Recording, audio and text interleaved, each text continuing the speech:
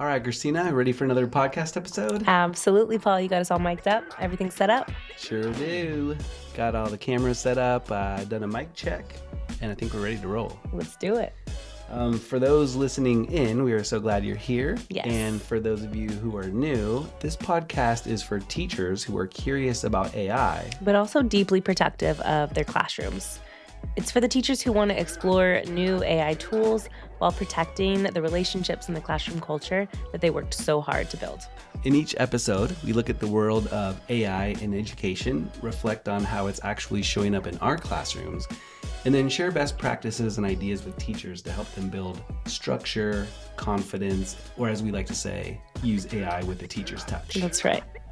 Starting with our bird's AI view, which is where we zoom out, take a look at one big idea from the world of AI, and then talk about what does it mean for us as teachers in the classroom. So for today, we're going to be looking at a text from Mark Maitland, who shared it on LinkedIn. And it addresses how AI can be used to improve consistency with grading student work, something that always takes teachers a lot of time. I'll read it first, and then we'll unpack it together. Perfect. All right, so here's the quote. AI does not replace teachers. It replaces inconsistency. What AI does, it applies criteria the same way every time. It removes fatigue, drift, and unconscious bias from human teachers. It stabilizes assessment at scale, and it creates a clear audit trail. What AI doesn't do, it doesn't remove professional judgment, it doesn't remove teacher oversight, and it doesn't remove context, care, or insight.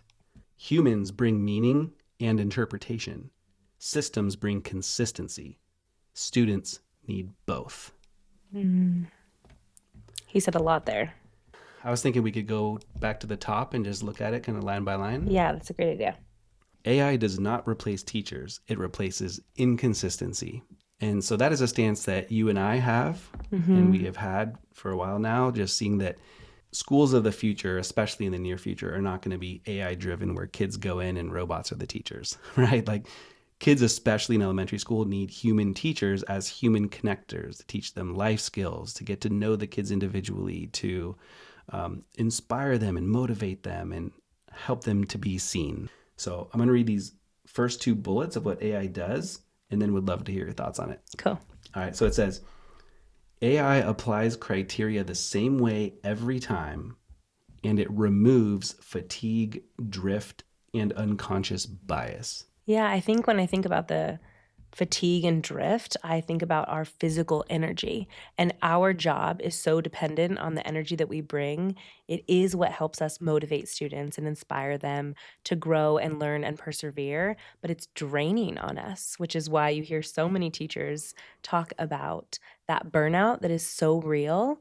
And so by him acknowledging that that happens, but specifically in the context of assessments and grading, it really forces us to pause and think, what are the truths about that? Because there are truths to be acknowledged that if you're assessing or grading assessments in the morning versus 9 o'clock at night, there's going to be a difference. If you're really burnt out from a long day of teaching, those grades might have some bias. I mean, they do if we're really being honest with ourselves.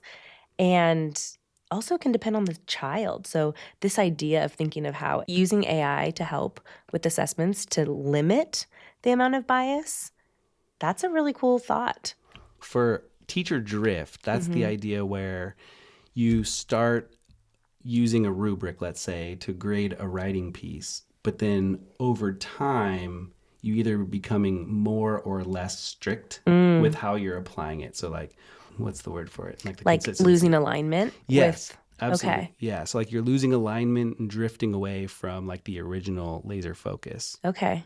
And Yeah, I guess I was thinking more about the fatigue, like the physical fatigue and how that kind of drifts you apart. But I appreciate you explaining that perspective too on the drift away from staying true to what the rubric is and what the expectations are for the student in the assessment. Yeah, and like as far as unconscious bias, it could be where a student typically performs at a very high level and you can tell they have a high aptitude for various subject areas and typically are a very high performer. And they might be on the cusp of getting that 4 versus the 3 on the rubric, and you might kind of with an unconscious bias, think, oh, they were probably just a little tired, and give them that 4. Mm-hmm. Whereas, and that's an example of using unconscious bias to give a grade that may be unfair Mm-hmm. to the integrity of the rubric. Absolutely. And so using AI to eliminate that would make it so much not only time saving and efficient for you, but also more fair. And what's another cool thing about it is that this is something that we're going to talk about probably in a future podcast episode, or maybe its own standalone episode. Mm-hmm. But this idea that teachers are not wanting to have the kids have a lot of screen time. They're wanting to limit screen time. Now, a benefit of digital assessments is that it can just output the grade without any effort by the teacher. So that's a reason why teachers like digital assessments. But the downside is a digital assessment is limited in the format and the type of questions you can ask. But with AI now, you can have handwritten tests with all different types of input, and the AI can take images of it and grade based on a rubric. Mm-hmm. So it's kind of blending the best of both worlds. It's like That's right. the ease of the grading with the higher quality and integrity of the type of work we're asking the students to do. Mm-hmm. That's very exciting. It is. It bridges them beautifully. This next bullet is stabilizes assessment at scale, which I believe is just saying that it can apply criteria in the same way every time, across students. So like you could have all of your students' assessments graded in this way for a big school district, and it will be able to stay consistent. But then this last bullet creates a clear audit trail is pretty cool.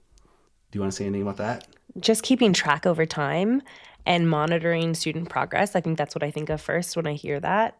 What is it that comes to mind for you?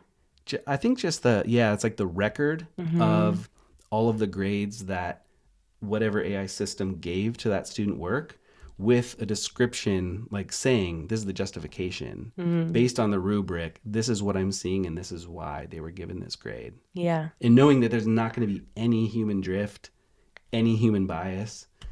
Also, the fact that you can use it as a partner, and I know we've mentioned this before too, is that as a teacher, you're often in your own classroom, like a mini silo.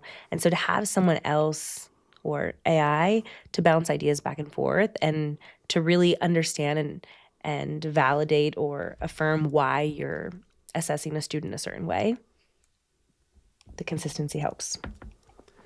All right, now it's to the part where what AI doesn't do. And so AI doesn't replace professional judgment.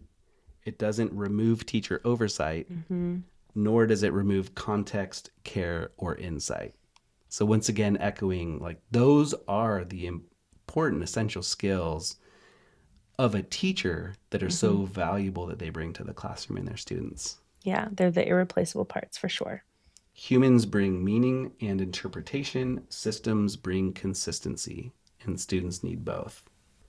So this is beneficial in this idea of having AI assess student work is great on several levels. One, it takes the burden of doing that off of teachers, and it is a burden because it does take a lot of time. It adds consistency, hypothetically, right? You would definitely want to compare the output of the AI systems to what you would give it as a grade. And you and I have done that in the past with student work and been really impressed with how much it matches your own thinking about a student's work. Again, this just sort of paints AI as a tool that teachers can use to get better outputs, specifically around grading with their students, while also being in charge of the process and giving oversight. This is also a perfect testing opportunity for teachers to try out something new in terms of using AI to evaluate student work. But first, they should assess and evaluate the student's work the way that they normally would.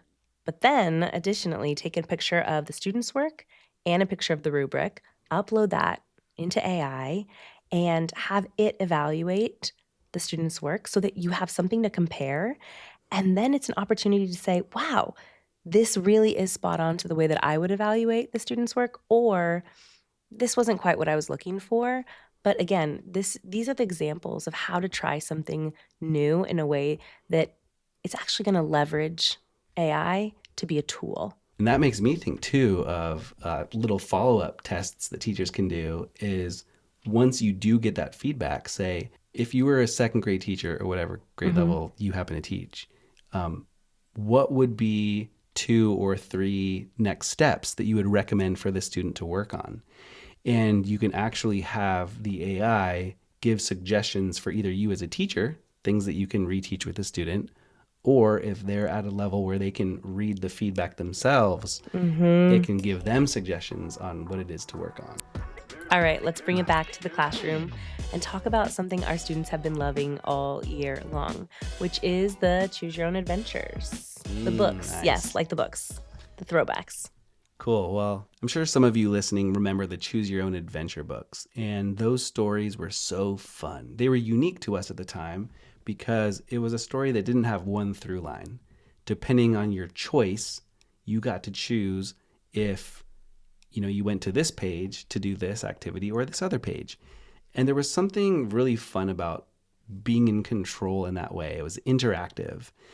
And so I was thinking about different ways of using AI in the classroom and landed on this idea of bringing back to life this idea of these interactive choose your own adventure style stories. And so I've done it a few times in the classroom, and it is true the kids love it, as do I. And so should we share a little bit about like how we set it up and what it looks like? Yeah, Uh, absolutely. I think teachers are curious to know, how does it work? Do we all decide together? What's the structure of this activity? yeah. Okay. So I've done quite a few variations of it, Mm-hmm. but here's how it works in the classroom, creating interactive choose your own adventure stories with your students. You get all of your students together, and I like to have the text on the screen so that the Mm, kids can read along with it. So they're just getting more access to reading. But I'm the narrator, I read it to them. And we come up with a story idea. So the characters, the setting, and the kids all contribute that information. We discuss it as a class, come to some agreements, and then I make sure to pick a lot of different kids to contribute the specifics. I'm typing all that in to the AI system. mm-hmm. Then I give it the prompt about how it's a master storyteller, and I tell it the age group. And then the most important is that I tell it's going to be helping us to write a story based on these elements, but at the end of every 1 or 2 paragraphs to stop writing and give us 2 choices for what to do next, because that's where the kids get super engaged and they love getting to contribute toward the next part of the story. So the way I facilitate it is I read those 2 options to the kids and I say, all right, A or B. Raise your hand if you want us to do A. And then those kids raise your hands. Raise your hand for B. And then whichever one gets more votes, I literally That's so fair. just type A, enter, or B, enter. And then within seconds, it's writing the next part of the story. And what's really fun is it's this back and forth energy. And so I'm reading the story to them, and because we've told it the age level and to be appropriate for it, all the content that I've ever come across has always been very appropriate. I like to make it a little extra silly and funny, so I'll tell it, instruct it to be playful. And if it's a little straightforward, you can always go in and adjust the expectations as you go. So if it's like feeling a little boring, you can say, going forward, create more silly experiences. Or if you have inside jokes, you can tell it to use those inside jokes. But yeah, it's just a back and forth. And then it could go forever. Mm-hmm. So sometimes what I like to do is maybe just go 5 or 6 rounds. And then when the kids just like can't wait for what to do next, I have them go back to their desks and then they write the end. Very cool. That reminds me of the structure of what I will typically do with students in classes, the shared writing, which is when we write something together. And so it's kind of like this activity, but it takes away you having to physically be up there writing, which I love the idea of having both, right? Where something's more fast paced, like this activity, and then also having the actual shared writing. But that the piece that's the same is now you go back to your desk and now you do your traditional student independent writing that you can later assess. But really, it's that inspiration. You've clearly used it as a way to leverage some excitement and engagement and high participation. And a few other things Yeah. is you can if you are working on independent clauses or compound words, you can instruct it to say, hey, in each paragraph, include a compound word. Yeah. Or make sure you intentionally create errors, with run on sentences. Mm-hmm. And then you have the students, not only are you reading the story to them, but they have an additional sort of secondary job to try to identify and find the compound words or notice the run on sentences. And then you can ask them, how would we correct it? So you're getting these additional grammar, spelling, language arts skills practice as you are doing this story activity. I love that. Yeah, double dipping. So. Exactly. It's like a modernized choose your own adventure book and grammar worksheets. And I feel like these interactive stories have so much potential. Like we're just scratching the surface of personalized learning, storytelling, co-creating stories together. But the kids love it. They're seeing the process of writing, and we're able to discuss story elements as we go. So, and hopefully lowering those barriers and obstacles that are really challenging for some of our hesitant writers that think that their idea has to be so perfect and thought out. But when they're watching their classmates come up with these random ideas and sometimes even really silly ideas, it's normalizing how wide of a range people's imaginations are, and the creativity just flows right out.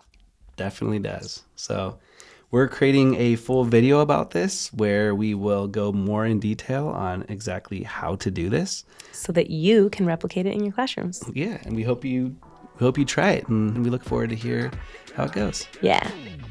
Before we go to the next section, can we talk about something that every teacher is going to recognize and have had experience with?